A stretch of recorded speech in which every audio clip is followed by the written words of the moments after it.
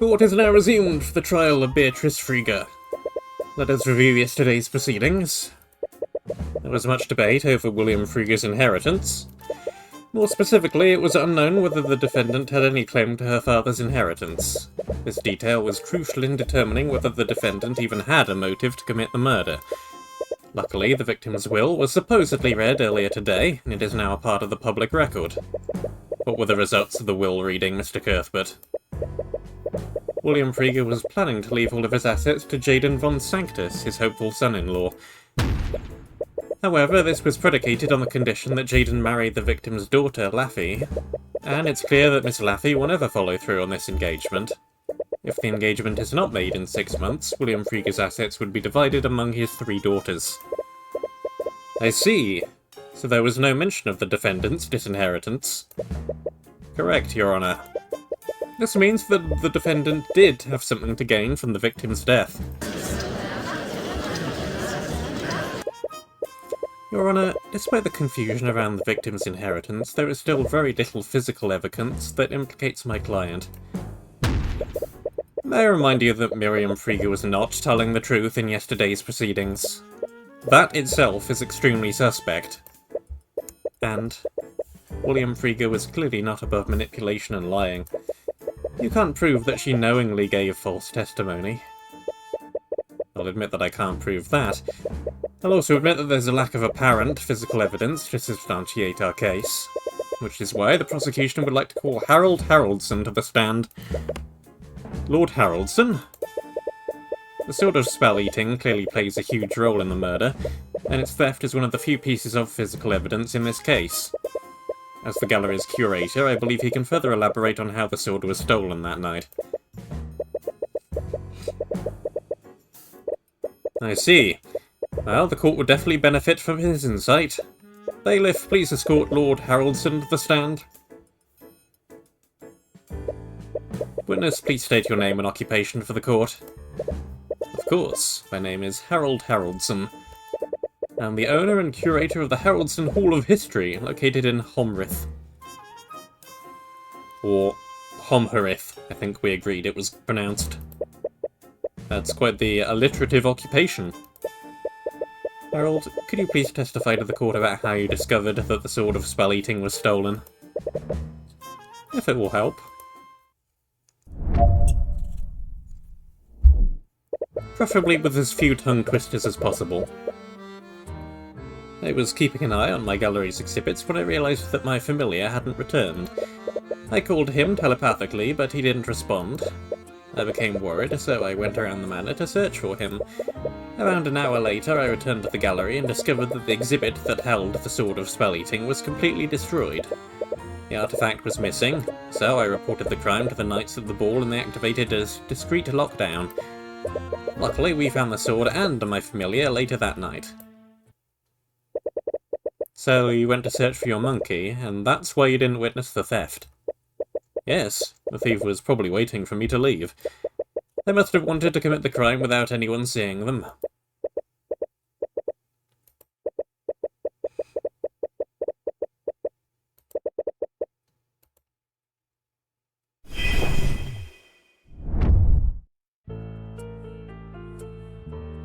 Well, I may need to do a spot of pressing here. In fact, I may just press everything. Are you referring to Eugene? Eugene? Eugene Haroldson, Your Honour. It's the name of the witness's familiar. Yes, Eugene is a spry orangutan monkey. He helps me with my day-to-day. I see. Anyways, you said that he hadn't returned. Does this mean he left you earlier in the night? Yes, he always likes to explore large buildings like Frigga Manor. But he usually doesn't leave for that long. I called him telepathically, but he didn't respond. Does he typically ignore you like that? Sometimes. He's a young boy, so he likes to have his privacy. I try not to pry, but I was wary of what would happen if a noble or a knight came across him. He usually knows not to bother people, but you never know what might happen. Went around the manor to search for him. You left the gallery room? Yes, as I said, I was worried that something had happened to Eugene. where did you go during your search? Eugene usually knows to stay out of people's bedrooms, so I went downstairs and searched from there. I checked the bathroom, sitting room, and coat room. Then I finally checked the kitchen and pantry. He might have gone there to steal some snacks. But you didn't find him in any of those places. No, I didn't. The exhibit was completely destroyed. If I recall correctly, the glass was completely shattered. This is despite the presence of several abjuration spells that protected it. Yes, it would have taken an extremely powerful spell to break it like that. As you saw, the glass display was shattered into shards.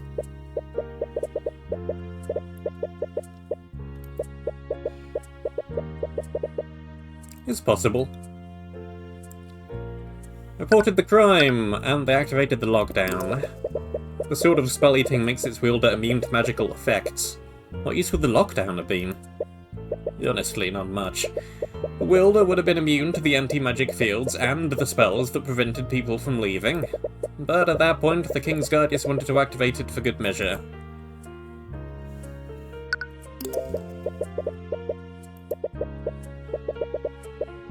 Ooh. Well, we kind of know about the sword. It was under the bed. The King's Guard found it eventually. Or I guess the King's Guard found it eventually. This is what I'm more interested in. How did you eventually find Eugene that night? After an hour of silence, he finally responded to my telepathic messages. He met up with me in the gallery before we went to search for the sword. So this would have been after the theft was reported. Yes.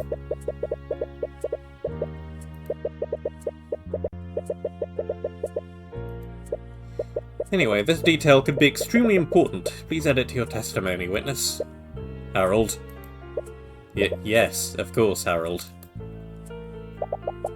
He says that he went around the manor to look for Eugene. Do you think that he's telling the truth? Maybe. His so-called search for Eugene gave him a good excuse to not be seen by anyone. It's a decent alibi, if not without its flaws.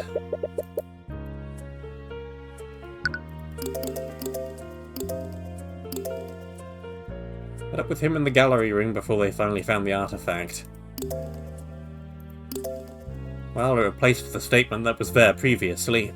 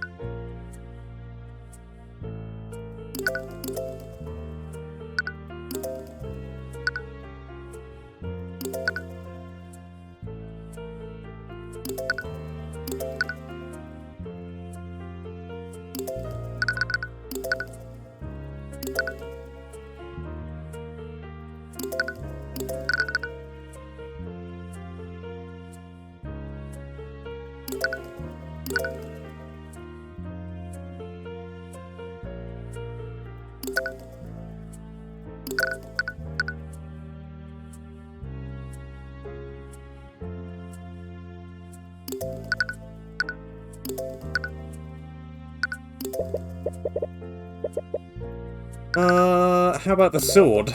How did you eventually find the sword of spell eating?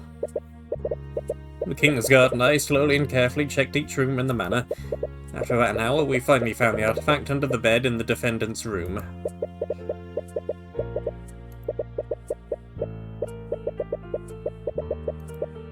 Anyway, this detail could be extremely important. Please add it to your testimony, Harold, yes.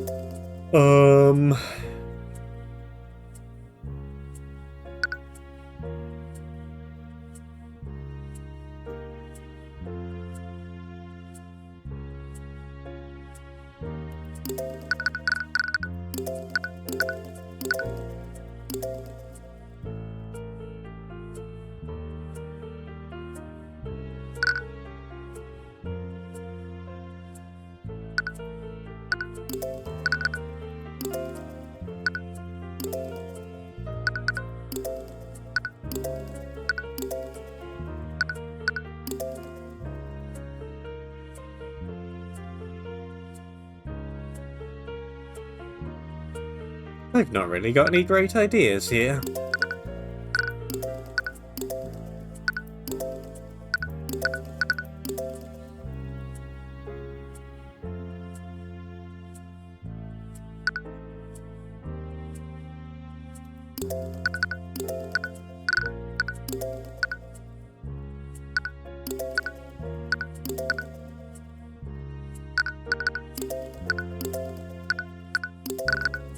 Objection!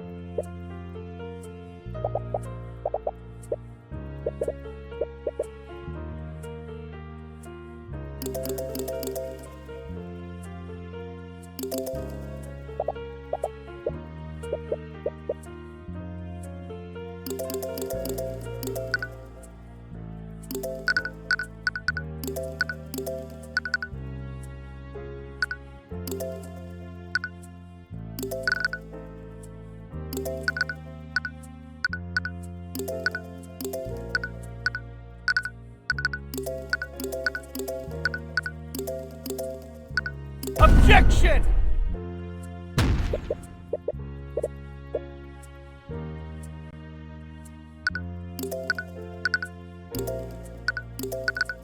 Objection!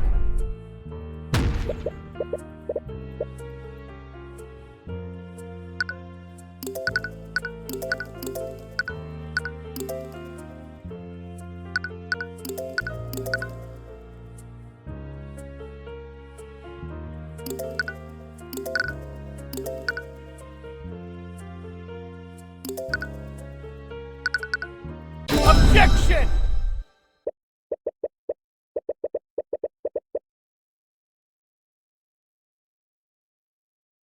I'm not sure where we're going with this, but we're going somewhere, so let's go with it.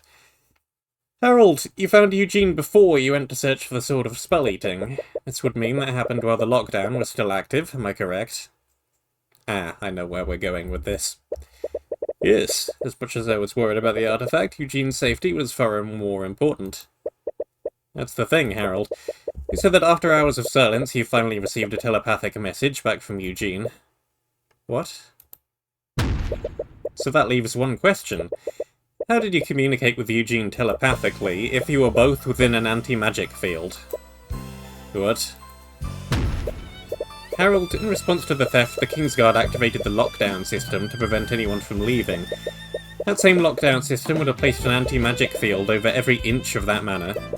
That field should have suppressed the telepathic abilities given to you by familial bond. You wouldn't have been able to speak with Eugene at all. Mr. Cuthbert, are you accusing the witness of lying in his testimony? Please. Cuthbert is blowing this entire thing out of proportion. Anti-magic field is a resource-intensive spell. You can't assume that they managed to cover every inch of the manor. Especially the areas that would only be accessible to a small animal. Mr. Mora, let's assume that Eugene managed to reach some sort of blind spot in the lockdown system. The magical telepathy granted by familial bond connects two people. Even if Eugene weren't affected by anti-magic field, Harold would be. It's very true. So, how did I hear him that night? There's only one answer that makes sense, Harold. You did hear Eugene telepathically, because Eugene was wielding the Sword of Spell-Eating. What? I'm sorry, Mr. Cuthbert, but are you saying that the Sword of Spell-Eating was stolen by the witness's pet monkey? I am, Your Honor. It's the only way the witness's testimony makes any sense.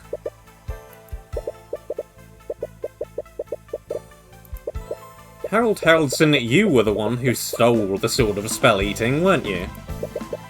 And what reason would I have to steal something that already belongs to me? It was to take suspicion off of you, because you were the one who had William Frieger killed. You staged a robbery and used the Sword of Spell-Eating to make Eugene invisible.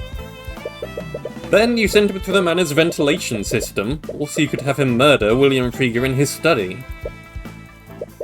Well done, Cuthbert. I suppose you just can't stop yourself from pursuing a lying witness. It's what I do best, Mr. Mora. Of course. Witness, do you have anything to say in your defense? It's quite obvious, but I completely refute the prosecution's allegations. Then, do you also refute your statement about Eugene telepathically speaking with you? I know better than to lie on the stand to try and save myself. I can't explain how it happened, but I stand behind my testimony. Eugene did telepathically contact me during the lockdown.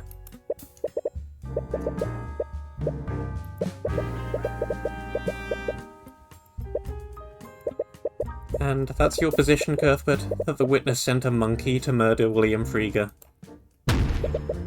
It may sound ridiculous, but it's the only thing that makes sense. Or do you have any evidence to refute that, Mr. Mora? No, I fully and wholeheartedly agree with you, Cuthbert. Wait.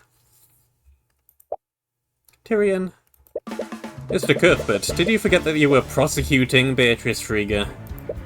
Your Honor, even as a prosecutor, it's clear that Cuthbert just can't stop himself from finding the true culprit. But wait, I also meant to say that the defendant conspired with the witness to commit the crime. Oh, really? And do you have any proof of this conspiracy to commit? Of course you don't. But even so... But let's assume that you did have evidence to prove your statement. If this was really a plot formed by my client and the witness, what would my client even contribute to this plan? From what you said, this plot was completely carried out by Lord Haraldson and his familiar. Well... The glass! He would have needed a powerful mage like the defendant to break the sword's display case and stage the robbery. So, her contribution to the murder was breaking some glass. Can you prove that my client shattered the display case? And can you prove that she did so knowing that it would somehow lead to her father's death?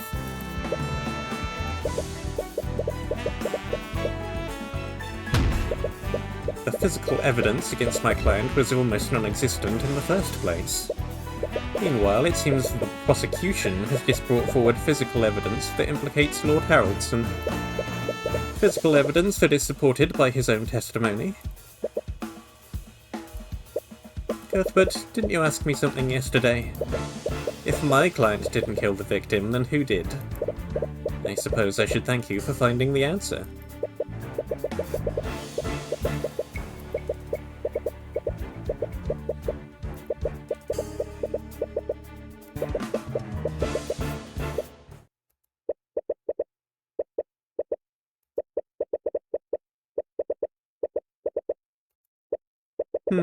You can use every trick you have, Cuthbert.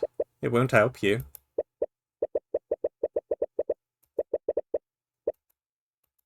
Naught can remain concealed. Don't mind if I do use every trick I have.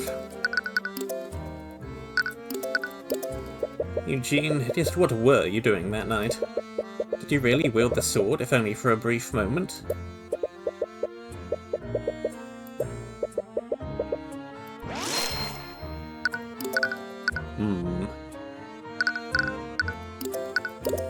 I can't believe that one of my artifacts was used to commit a murder. It's completely disrespectful to the culture and history behind it.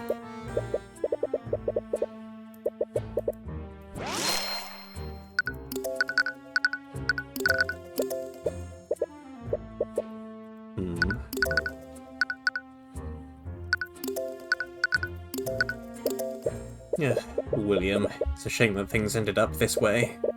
I truly hoped I could show you the value of Wyvern history. Young Tyrion's argument makes sense. I couldn't have heard Eugene when the lockdown was active. What is going on here?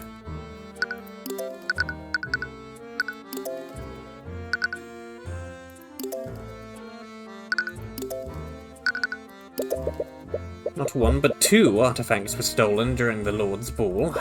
I never expected anyone to completely bypass my security like this.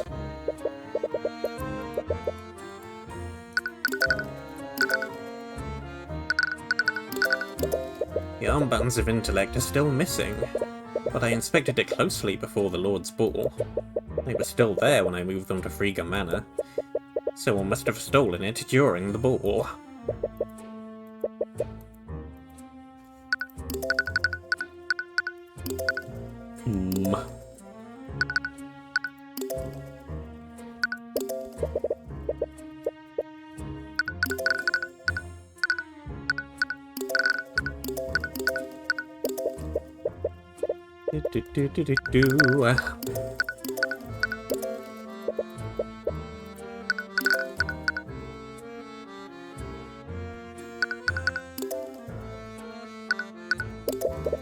It's truly a shame that Beatrice was driven to flee from her own family. If only I'd introduced myself to her, perhaps we could have found a solution together.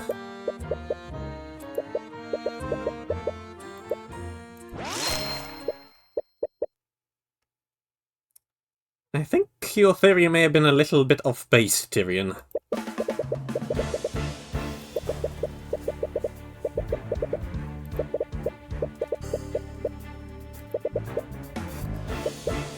See anything, Cuthbert? Your Honour, it's clear the prosecution has nothing left to argue. There's very little evidence implicating my client, and there's a far more likely suspect in front of us right now. Yes, I must agree, Mr. Mora. At the very least, I see no reason to prolong this trial any longer. But wait!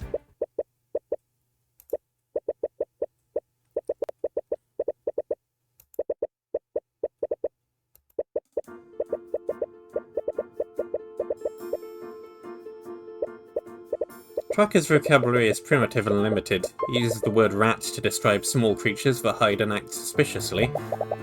But even if it wasn't an actual rat, it still couldn't have been human, right? You're right. It would have been a small animal. A small animal with the strength and dexterity to traverse a small air vent while holding a sword.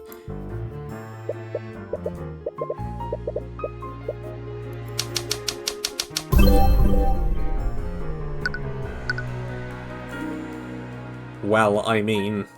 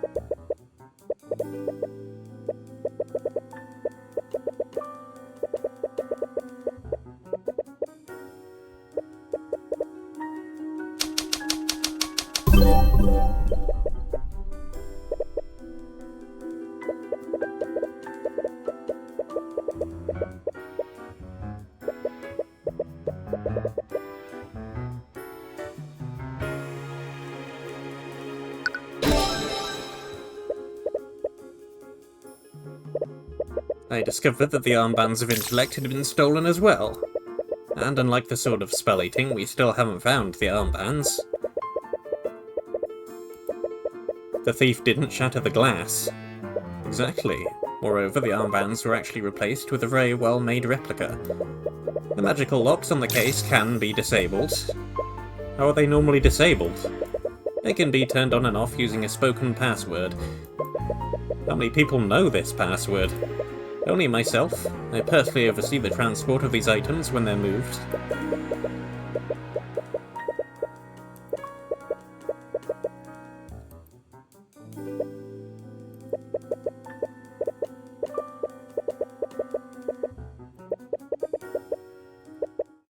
Your Honour, I think there's one more witness that can clear up this discrepancy once and for all.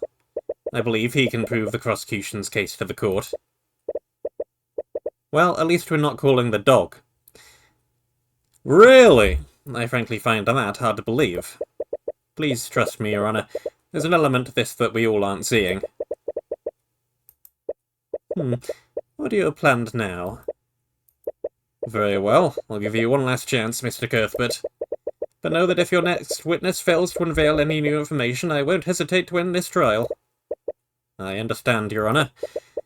So I'm gonna need you to bear with me for a moment. Why? Your Honour, the defence calls Eugene Haroldson to the stand.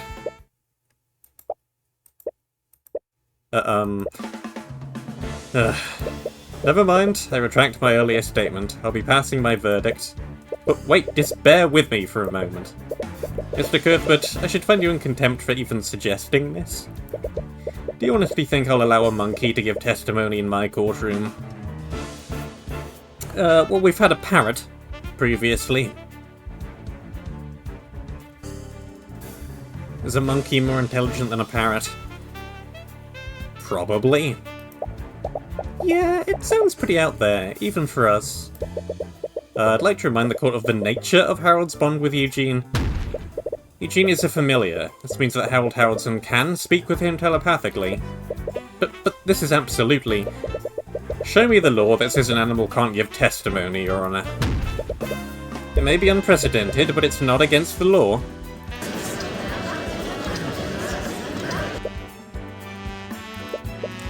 Very well. Your Honour, you can't be serious right now. Are you actually going along with this? Oh, Mr. Moore, I'm looking for any possible reason not to entertain this. But Mr. Cuthbert has a point. There are no laws against his proposal. So I have no choice but to oblige his frankly insane actions for now. Well, I guess it doesn't matter. It's not as if this will reveal anything. I can't believe I'm saying this, but... Bailiff, please escort Lord Haroldson's monkey to the stand. Witness, please state your name and occupation to the court. I could do without the sarcasm, Mr. Mora. Eugene is Eugene. Eugene Monkey. Bailiff, please make sure this stenographer gets Haroldson's translations. Ugh.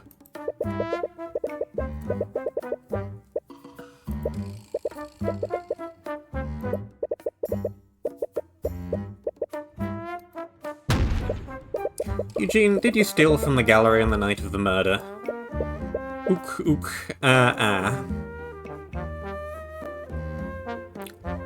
Thrilling testimony. Can't wait to see how you're going to press that. Eugene never steal from Harold. Eugene respect Harold. Then you'll have no problem testifying about where you went during the Lord's ball. I can't believe I let you convince me to permit this.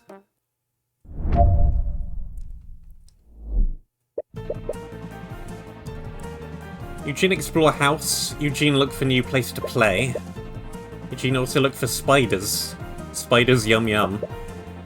You think Eugene steal armbands of intellect.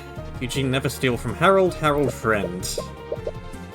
Eugene always Harold's friend, apes strong together. Wow, you did it, Cuthbert. You blew this case wide open. Is this really going to help us? Look, you'll just have to trust me on this. I trust you.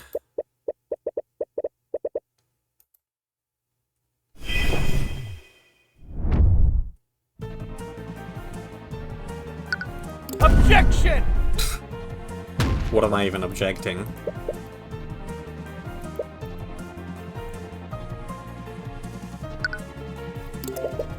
But Harold is an associate of House Frigga. Surely you visited Frigga Manor before that night? Manor constantly changes, William always doing renovations. There's always a new discovery to be made. Anyway, what else did you do that night? Spiders? Do you enjoy eating spiders? Not sure what this has to do with anything. Some cultures in the Eastern Kingdoms eat roasted crickets. I've tried them. They're actually not bad if they're prepared correctly. I don't think I could ever be that adventurous. Can we please stay on topic? I wasn't accusing you of anything, Eugene. Perhaps you accidentally unlocked the case and took them thinking they were some sort of toy. This could all be an honest mistake. Eugene, not dum-dum. Eugene know how important artifacts are to Harold. Eugene never take from him. You might not have knowingly done it, but perhaps you took one of the artifacts by accident? Eugene never do that. Then how do you explain your brief contact with the Sword of Spell Eating? Harold couldn't have telepathically contacted you unless one of you was wielding it. Eugene don't understand the question.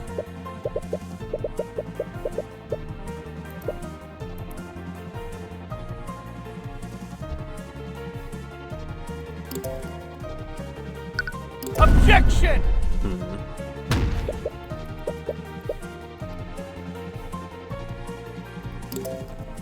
Eugene always Harold's friend ape strong together. Do you consider yourself close to Harold? I would guess so. They literally have a magical connection with each other. Right, I suppose the bond between the mage and his familiar would require a lot of trust. Harold saved Eugene from Bad Man years ago. Eugene would never betray. So you're a rescue. Bad Man lock Eugene in cage. He tell people to throw peanuts at Eugene. Harold take Eugene away from that prison. Lock up Bad Man.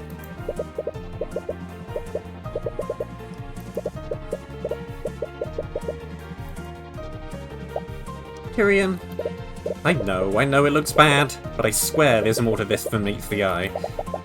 If you say so.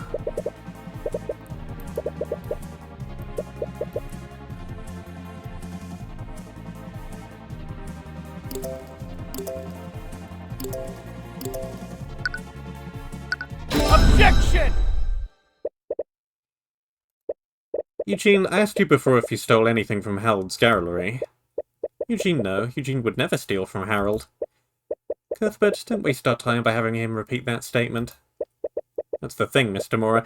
That's not the same statement he made in his testimony. I asked the witness if he stole an artifact from the gallery. I never mentioned the armbands of intellect. What are you talking about now? The witness lacks the understanding to differentiate between the artifacts. It was clearly just a simple mistake. It's not just the fact that he named the wrong artifact, Mr. Mora. It's the fact that he used its actual name. I'm afraid I don't understand what you mean, Mr. Cuthbert. Your Honor, animals can't speak the same way that humans do. Even when a telepathic link is established, their vocabulary is extremely limited. Right, Tracker called the Sword of Spell Eating a stick before. It was hard to understand what he really meant. Exactly. So that raises the question, how did Eugene know that they were called the Armbands of Intellect?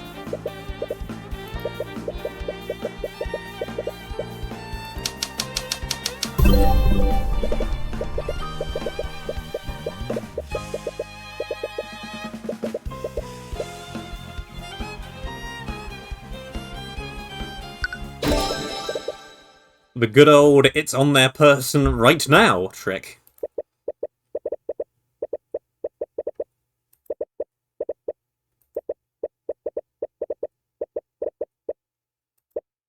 Eugene, do you still maintain that you didn't steal the Armbands of Intellect? Eugene told you already. Eugene never steals from Harold. Then I suppose you wouldn't mind taking off your hat. Are you serious right now?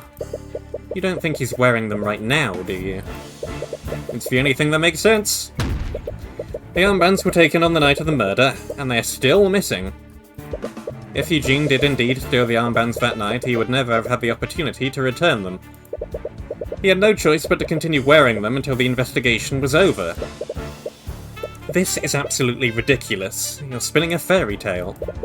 Do you honestly expect us to believe that a monkey increased its intellect beyond human limits? If I'm wrong, the witness can easily refute my theory by removing his hat. Well, what's it gonna be, Eugene? No, you can't be serious.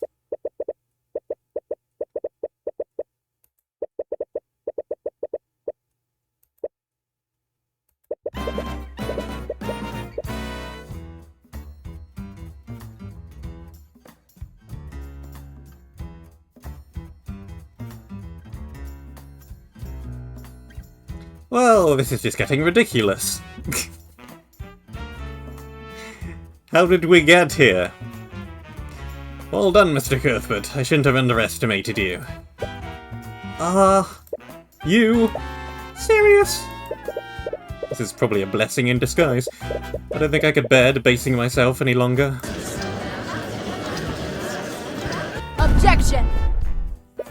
Objection, Your Honor? On what grounds, Mr. Mora? On what grounds? Everything about the situation is objectionable. It's downright absurd. But, Mr. Mora, we can't deny what's clearly in front of us. I was not ready for today. How is he even talking right now? Well, scholars believe that humans and apes evolved from a common ancestor. Perhaps all apes can speak the common language under the right circumstances. Evolved, please. I observed your society. I think calling humanity involved is being quite generous. This can't be happening. Well, are you all done gawking at me like a bunch of simpletons? Wait a minute. It's quite difficult to separate myths from actual historical accounts. Right, I remember encountering a similar problem at the Imperial Academy. Ah, you must be quite dedicated to your studies.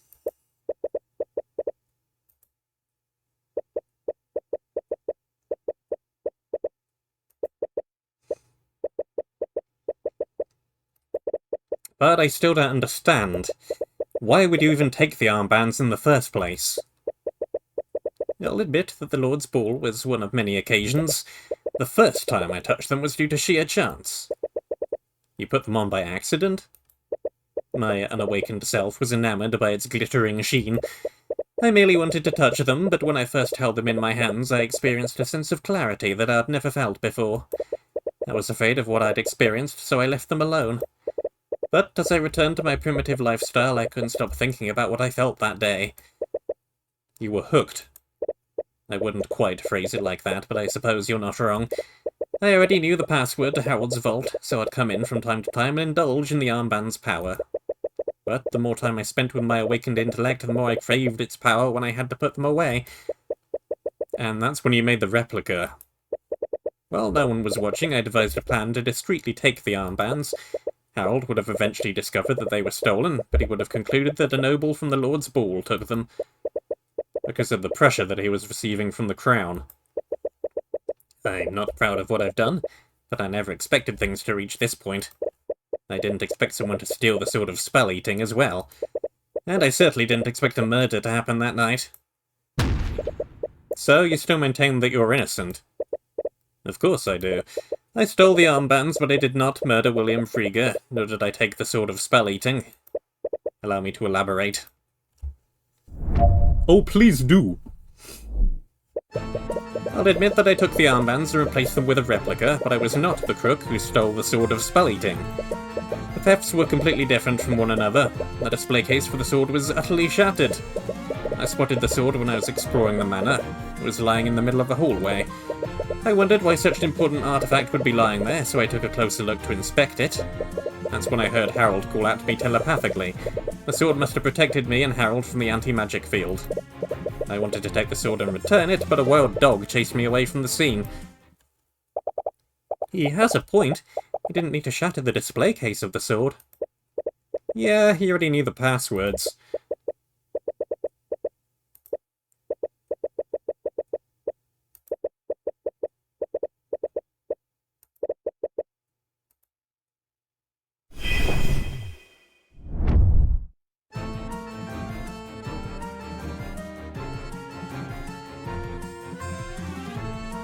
Sorry, the mind boggles at the situation I'm in. Alright, fine, let's press everything. You stole the armbands by using Harold's spoken password, am I correct? Yes, I sit on his shoulder most of the time. He obviously never suspected what I'd do, as it was a simple matter of listening to him when he transported the artifacts to Frigga Manor. And can I assume that you knew the passwords for the other displays as well? I do, and I can easily demonstrate it. Even so, you already lied about not stealing the armbands. Why would we believe you now? The answer to that lies in the physical evidence.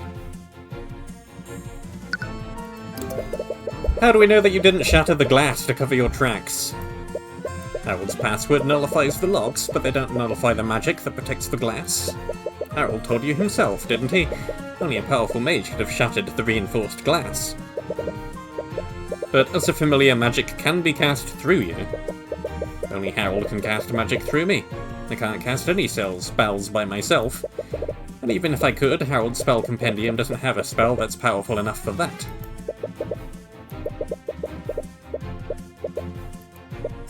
Anyways. Lying in the middle of the hallway. But that location was near the Frigga's bedrooms. Don't tell me that you... What do you take me for? I know what a bedroom looks like, and I'd never enter one uninvited. Then why were you there in the first place? I was coming back from the rooftop garden, but I suddenly felt something interfering with the armband's magic. The anti-magic fields. Yes, I was worried that something had happened, so I made my way back to the gallery to meet up with Harold. I see. Could you add this to your testimony? Very well.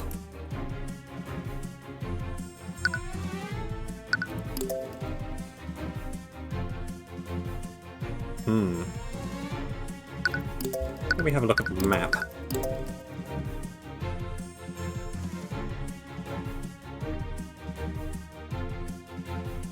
Yeah, I guess that makes sense according to the Yon map.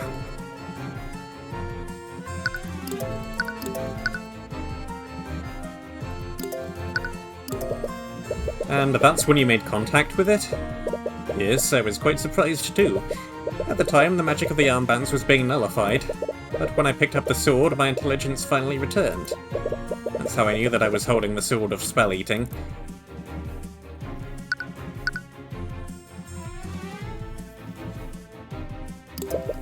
Was this the first time he tried to contact you this night?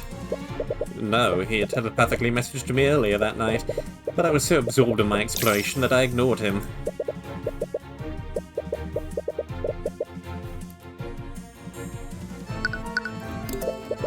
Didn't you have enough time to grab the sword? You were holding it after all. I'm not proud to admit it, but my survival instincts took over. At that point I was more concerned about escaping that wild animal.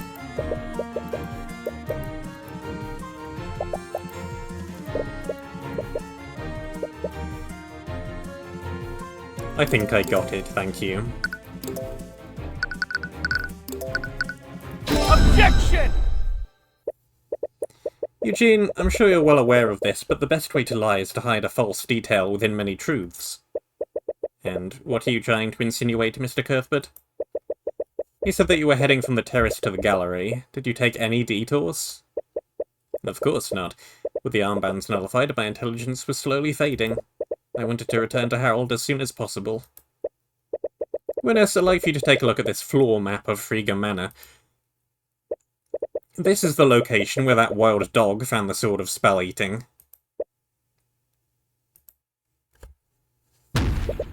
So tell me, Eugene, how did you spot the sword of spell-eating? When it was hidden in the hallway north of Beatrice's room? That's... Why are you nitpicking such an insignificant statement? He probably just got distracted and went down the wrong hallway. Mr. Mora, Eugene came from the rooftop garden. And he was adamant that he went directly to the gallery to reunite with Harold. Even if his intellect was muddled, he was intent on reuniting with his worried companion. He definitely took the direct route, but if he did, he would never have been able to see into that hallway. I see your point, Mr. Cuthbert. But what does this mean? It means that the witness lied about where he was before he discovered the Sword of Spell-Eating. He wasn't coming from the rooftop garden. He came from the air vents in that specific hallway. So, why were you in that hallway, Eugene? You lied in your testimony? Was it because you wanted to hide what you were really doing that night? Admit it, Eugene. You snuck through the air vents to avoid detection. Then you used the air vent in that hallway to break into William's study.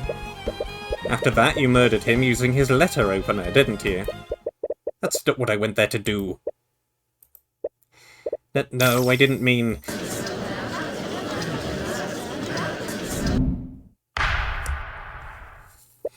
Order! Order in the court! Witness, is this true? Did you break into William Friega's study during the lockdown? Yes, I did enter his study, but not for the reason you think. William Friega was already dead when I got there. What? What did he just say? It's true. Do you honestly expect us to believe a story like that? How could someone else have killed the victim before you got there? Tracker took the Sword of Spell-Eating, and you were the only intelligent creature that could walk through the air vents. I understand how unbelievable and suspicious it sounds, but it's the truth, Mr. Cuthbert. You have to believe me.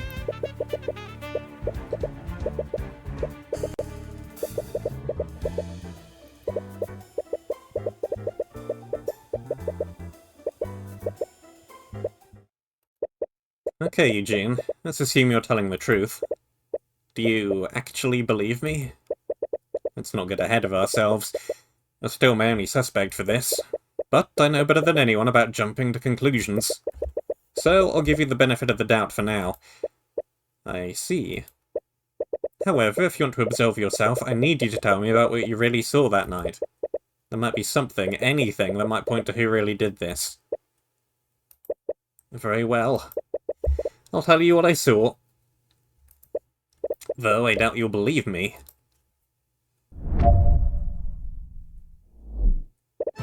I discreetly made my way to that hallway through another air vent. I exited the air vent in that hallway and tried to leap to the other side. I'm not sure if it was my waning intelligence or my desperation, but I collided with something that I didn't see. I fell to the ground and found the Sword of Spell-Eating laying next to me. I wanted to retrieve the sword, but that wild dog forced me to retreat. After that, I continued to make my way to the study. And that's when I found William Friega. He was dead on the floor and lying in a pool of blood. And as if I were blessed by the Scaled Lord himself, I found the will that he was drafting, so I destroyed it. Frankly, Mr. Haraldson, I find that story very difficult to believe. I assumed as much, but you know what they say, truth is stranger than fiction. I don't want to hear that coming from you. Isn't it more likely that you murdered the victim? You're clearly trying to cover up what you did by saying he was already dead. Honestly, I don't really know what to think. I'm also completely past knowing what to think. All of my ideas for what happened have flown out the window, and I am dealing with things one at a time here now. But why were you there in the first place? It all began when William Friega got into an argument with Harold. That cur wanted to defund the prestigious Howardson Hall of History.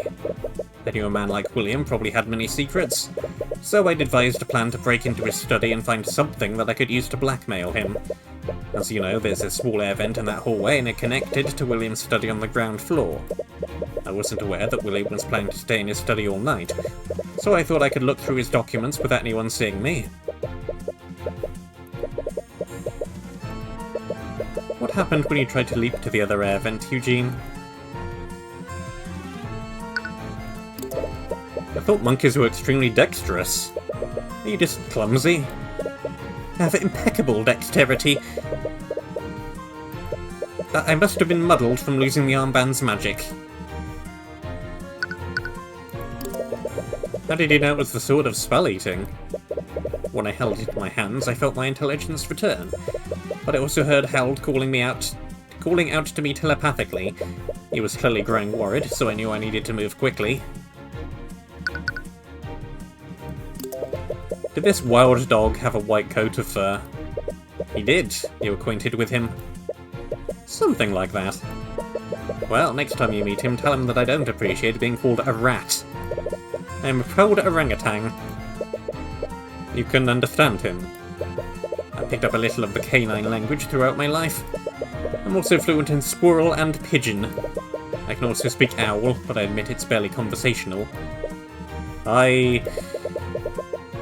Let's leave that alone. What happened when you entered the study? It seems awfully convenient that he was murdered before you arrived. I know how it may seem, but I'm telling you the truth. And do you have any explanation for how the assailant broke into the study without the sword? I, unfortunately, do not. Please. It's obvious your testimony doesn't match up with the evidence. Whoever did this either entered through the vents or they used the sword to nullify the lock. And your own testimony states that the sword was abandoned in that hallway.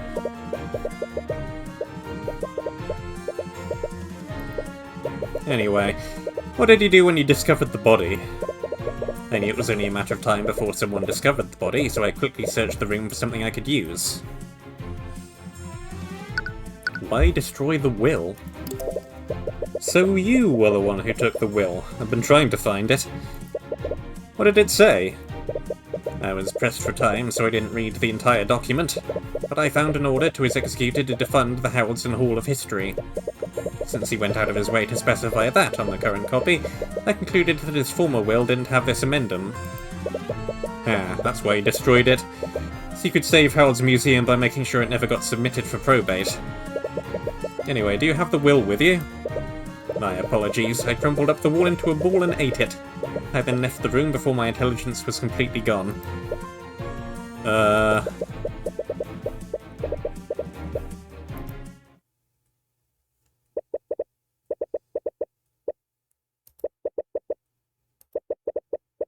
I think I've pressed all I can press.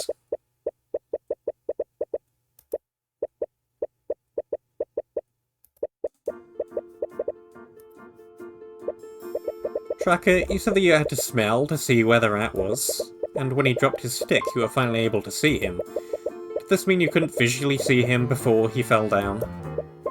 Yeah, Tracker couldn't see the rat with his eyes, so Tracker used his nose to see it. Eugene was invisible. Eugene, when you were carrying out your plan, did you turn yourself invisible somehow? No, I hardly had the means to. And even if I had somehow convinced Howard to cast a spell on me, he doesn't know how to cast invisibility.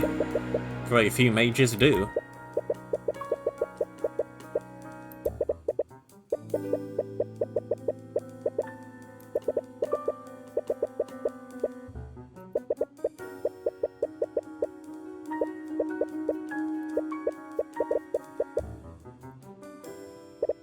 I fell to the ground and found the sword of spell-eating laying next to me.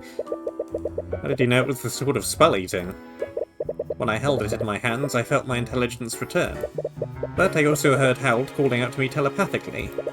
He was clearly growing worried, so I knew I needed to move quickly. I wanted to retrieve the sword, but that wild dog forced me to retreat. After that, I continued to make my way to the study.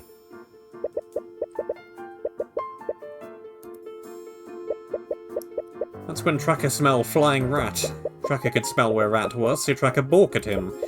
Tracker must have scared Rat because he fell onto the floor and dropped his stick.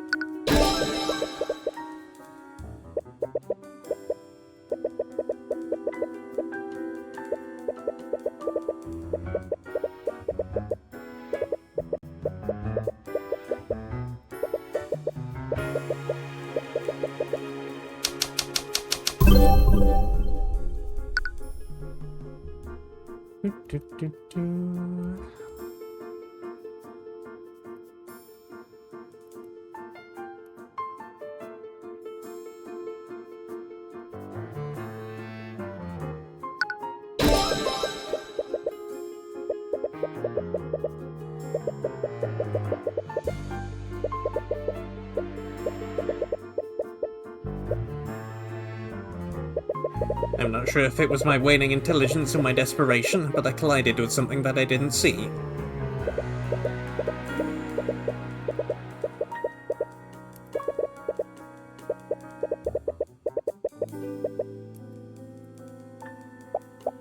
Beatrice would never trust anyone enough to work together like this. But she's completely blind. She wouldn't have much of a choice. Even so, she's not the type of person to trust her accomplice to stay quiet. She'd find a way to carry out a plan herself, and she'd only employ someone else's help if she had full control of them.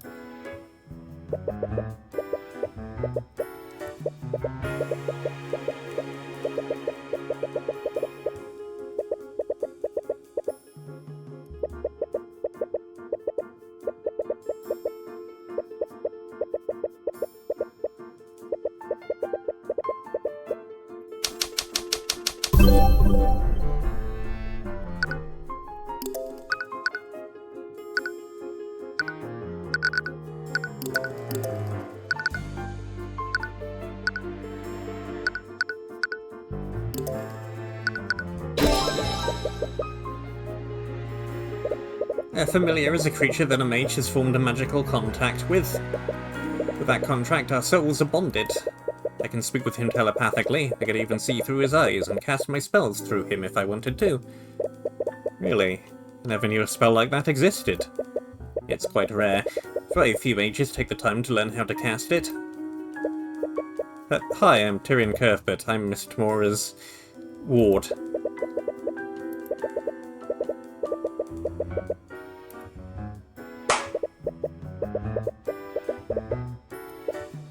What? Sorry, I didn't mean to do that. It's a bit of a habit of mine. Oh. I've heard much about you, Mr. Cuthbert. My name is Beatrice.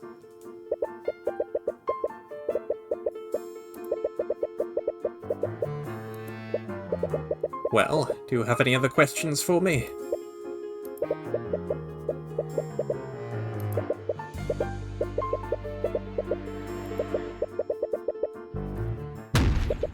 Your Honour, the prosecution has no further questions for the current witness. He's dismissed. What? I see. You have something else planned, don't you? Yeah, and I actually need your help. Really? Really? I feel like you're making some big assumptions there. Wouldn't the Inquisition check for something like that? I know. It's the best play we have. Do you remember what Steelwind said yesterday? About the moment the guards saw the body, one of them cast Detect Magic. With that spell, they would have seen any invisible people hiding in this room. Wait, you can use Detect Magic like that? Of course, it's standard procedure. Like all spells, invisibility leaves traces of magic on the person it's cast on. So mages can use Detect Magic as a way to see through invisibility.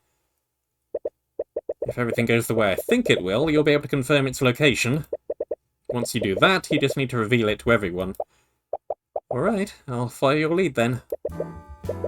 So, Mr. Cuthbert, how do we proceed? Your previous witness brought about more revelations than I could have ever guessed. However, you still haven't given a substantial explanation about how the murder occurred, or who actually did it. I understand that, Your Honour, but it will all make sense after I call my next witness. Another witness? I understand your hesitance, Your Honour, but everything that we've learned throughout these trials is finally coming together, and this final witness will tie it all together in a perfect knot. Your Honour, the prosecution calls Beatrice Frieger to the stand.